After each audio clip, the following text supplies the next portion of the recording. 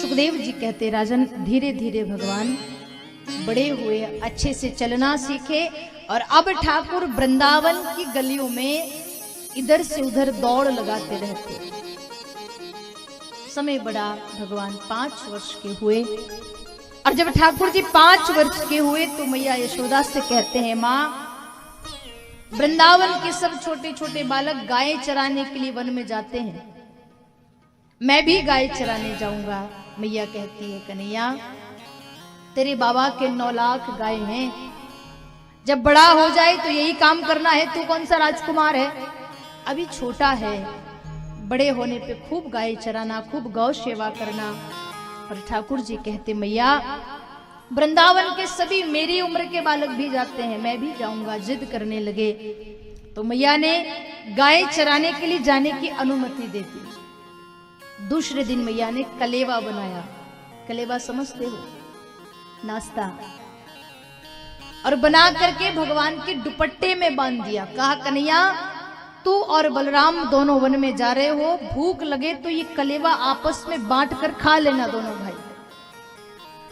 जब जाने लगे तो मैया भगवान के पैरों की पनैया लेकर आई, जूतियां लेकर आई। कन्हैया जंगल में चलेगा, कंकड़ पत्थर चुभेंगे, तेरे पांव कोमल है, छाले पड़ जाएंगे, ये पहन कर जा। तो भगवान कहते हैं, मैया जब मेरी गाय माता रंगे पैर जाती है तो ये गोपाल भी रंगे पैर जाएगा। मैं चरण पादुका नहीं, रंगे पैर भगवान गए। एक बांस की छोटी सी बांसुरी ली, कदम की डाली पर बैठ प्रभु मधुर मधुर बांसुरी बजा। दोपहर का समय हुआ, जो कलेवा माँ ने रखा था भगवान ने खोला और सब सखाओं को थोड़ा थोड़ा थोड़ा थोड़ा बांट दिया। रोज मैया कलेवा रखती, रोज बांट देते। एक दिन भगवान ने देखा कि वृंदावन की गोपियां माखन बेचने मथुरा जाती हैं। अपने सखाओं से पूछा, ये कौन है? तो ठाकुर जी की जो सखा मंडली थी उसमें 2-4 सखाओं ने कहा, ये मेरी माँ है, ये मेरी भाभी है, ये मेरी काकी है। बोले ये माखन बेचने जाती है, तुमको माखन नहीं खिलाती, तुम बड़े दुबले पतले हो। बोले कन्हैया हमारी मैया हमें ना खिलाकर मथुरा में जाकर बेचती है, कर चुकाना होता है। दूसरे दिन ठाकुर जी कहते हैं कि आज माखन नहीं खिलाएगी तो माखन लूट लूट कर खाएंगे। यमुना जी के किनारे जो रास्ता है जिस पर चलकर गोपियां मथुरा जाती है, आज उस रास्ते के वृक्षों की डालियों पर ग्वालाओं को बिठा दिया, हाथ में कंकर दे दिए और जैसे ही गोपियां जाने लगी, ग्वाल बाल पत्थर मारते, मटकी टूट जाती, ठाकुर जी दौड़कर माखन लूटते और सखाओं में बांट देते। सारी गोपियां मैया के पास गई, यशोदा तेरे लल्ला ने आज हमारी मटकियां तोड़ी है, माखन बिखेरा है, बड़ा नुकसान किया है, बुला कन्हैया को। ठाकुर जी भोली सी शकल बनाकर सामने खड़े और जैसे ही सावरी सूरत को देखा, गोपियां कहती है, मैया तुझे विश्वास नहीं हो रहा है पर तेरे कन्हैया ने हमारी मटकी तोड़ी है, हमारा माखन चुराया है।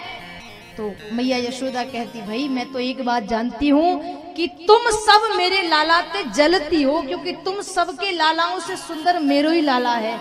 देखवे में भले कारो है पर है बड़ो सुंदर। गोपियां कहती, कन्हैया तू ही न्याय कर, तू क्यों माखन लूटता है? तो ठाकुर जी कहे कि तुम माखन बेचने क्यों जाती हो?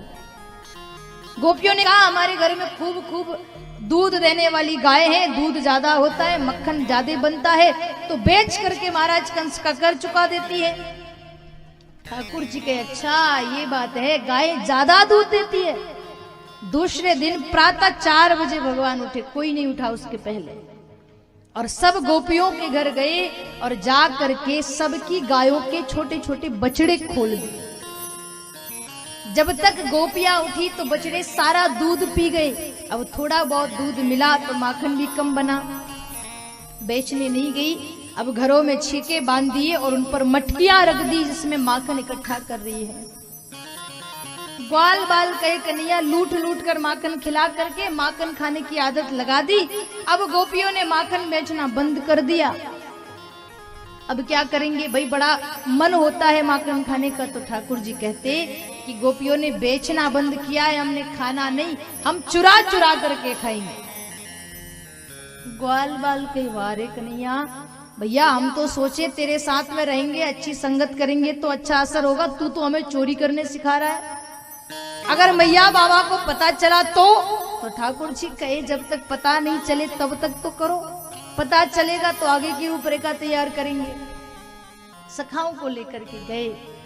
प्रथम बार सखाओं ने कहा कि एक बात बताओ कन्हैया, चोरी करेंगे कैसे?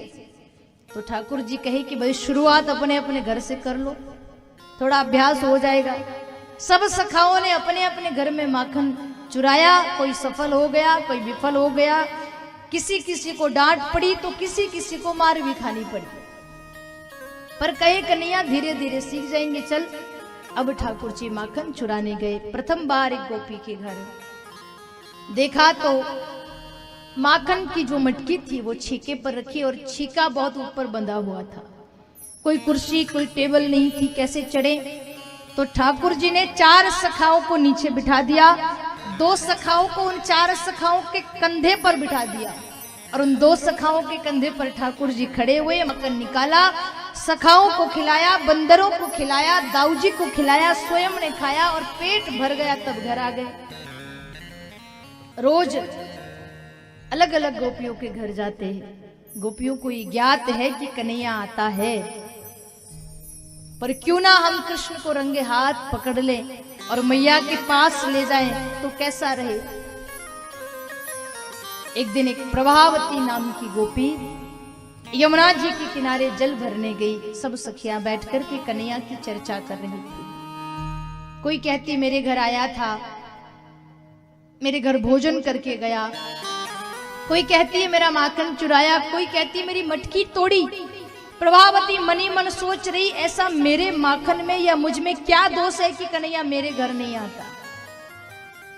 अपने आप को समझाने के लिए कहती अरे तुमने वह नंदराय के छोरा को ज्यादा ही कछु सिर पे चढ़ा रखो है, मुझसे तो इतना डरता है, माखन चुराना तो दूर कभी मेरे घर के आगे से भी नहीं निकलता।